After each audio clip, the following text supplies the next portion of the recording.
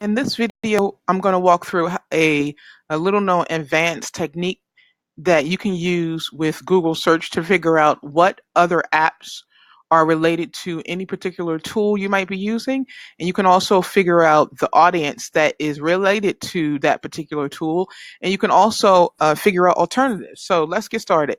If you're new here, welcome. My name is Shola. And if you're returning, go ahead and pound that subscribe button because chances are, if this is not the first video you've seen, you like what I've been given to you, and it gives me a virtual nod that I should be doing more of these screen casting videos where I actually show you, document the process that I use on a daily basis, as opposed to just talking about random stuff. So let's get started, shall we? Now, I was in the process of preparing a presentation on the future of digital marketing, which is going to emphasize in part video. And I happened to type in the name of a tool that people use for optimizing their reach on YouTube. That's the context of this video. And so I typed in VidIQ, and I wanted to share with you rather than just like because I figured that a lot of people don't really know how to do this. I wanted to show you what pops up when you type in the name of a tool. So type in the name of a tool, and on the right, you're going to see something that says people also search for. All right. And then if I hit view 5 more, you're going to see. Okay. So basically, this is so useful. I can't overstate how useful this is. So I'm just going to walk through what these types of tools are in case you're not familiar with them. But I'm actually going, as I walk through it though, you're going to see the usefulness of this. And this is why I always tell people, um, a lack of a plan when it comes to how to use Google is a plan. There's so many advanced pieces, or rather techniques that one can deploy on a tool like Google that everybody kind of feels like they know how to use. But truth be told, average person at most might be using 20% of the power of Google search. In fact, think of it as an iceberg. 80 to 90% of people just use the tip of the iceberg, but the real gems is at the bottom of the iceberg. Okay. And just to put this in context, if you put typical, easy to access information in as input, you're going to get typical output, right? So if you want exceptional output, you're just going to have to put exceptional input in, right? So what I'm showing you is an example of exceptional input, all right, and exceptional ways to use Google. That even though Google is free, if you use these type of strategies, you're a lot more likely to get exceptional output. So let's just start with YouTube, all right? It's pretty obvious that the first thing that popped up is YouTube as an app. Not just keep in mind, YouTube isn't just um, a website, but it's an app that's used on mobile devices. Okay, and like all apps, actually, there are functionalities on the YouTube app that don't you don't get on YouTube as the URL. So I would encourage you, if you're really into growing your reach through video, and that's a whole nother topic. Make sure you are using the Google YouTube app, because there are functions on there that you don't get on the website, as and vice versa, right? So Hootsuite is just a social media tool, right? Canva is a tool for creating images and graphics, okay? SCM Rush is a competitive intelligence tool to research keywords that you can use both through the um, desktop channel, if you will, as well as mobile. I'm not familiar with Siphon. I'll click on it to figure out more. SERPstat is pretty obvious by what it says. It's an SEO tool, right? So it looks like this is easily a tool that people could be using to research not only how to do better video SEO, but how to get videos to pop up in the search engines.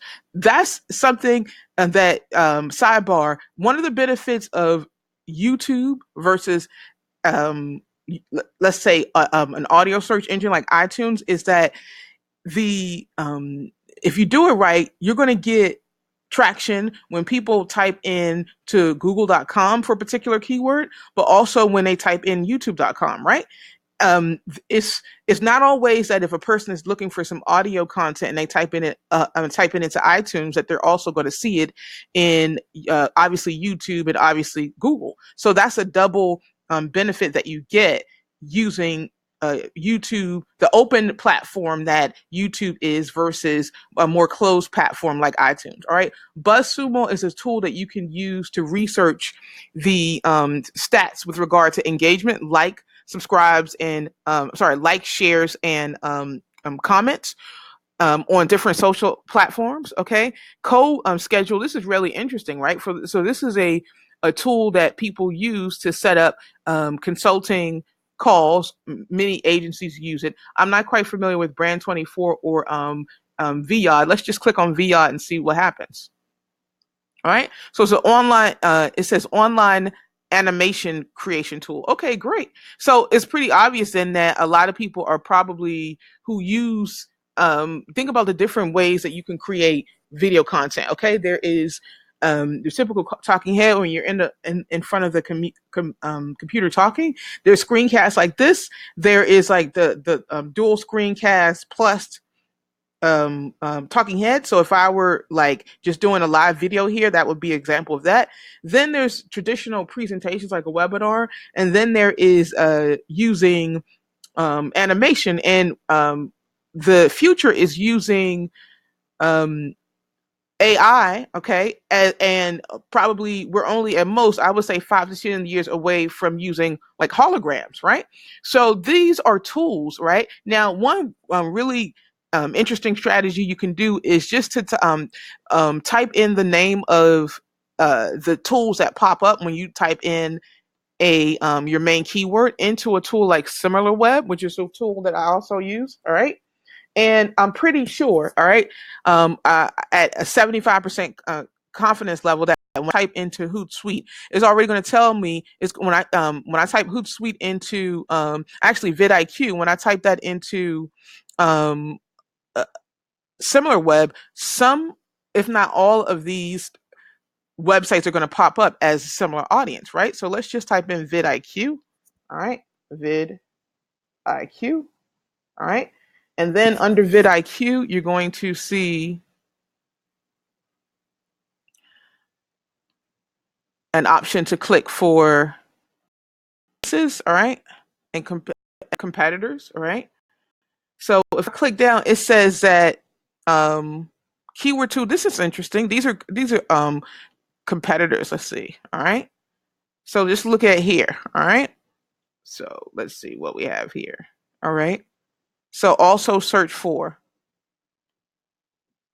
Now this is actually pretty surprising. Let's see what other websites that they've gone to. All right, so this is actually pretty interesting. I don't see now, just because I only sidebar, you only get the first 1, 2, 3, 4, 5. It says also visited, so you don't see any of these websites pop up under all the first 5 also visited. But that doesn't mean that these tools don't pop up, right? And so what I would say is that one of the things that you can do is just type in successively the names of the different um, apps or tools that pop up when you're searching for your main keyword, especially if you're using the keyword which is the name of the tool, and then you can just collect more data. One quick thing that you'll notice though is that it seems that obviously a competitor to vidIQ, is a tool named TubeBuddy. But in actuality, if you were to look at just these similar sites, all right, along with similar sites that pop up into SimilarWeb, along with people also search for, it'll give you a 360 um, degree view of what kind of tools and websites the users of vidIQ are using. So the thing is that if you are using it yourself, it'll make you aware of what your colleagues, or dare I say, competitors who are all also using vidIQ, what other tools they're using, all right, to get results. Let me say that again. If you were using a tool like vidIQ, by paying attention to the people also search for, like we just did, okay, you would you would know what other tools you should be using. So if you've used vidIQ, for instance, and you didn't know about any of these tools, now you know, right? Similarly, you type in vidIQ and you can also see the alternatives.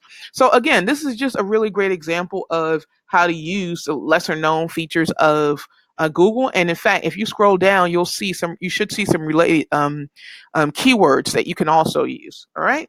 There's so many advanced features on Google that even myself, I am continually learning about them and trying to put them to use. Sidebar is that most of us have a Google search habit, if you will, that's been years in the making. So it's easy to go just to YouTube and do a search like you've normally do it, but you got to shake things up, right?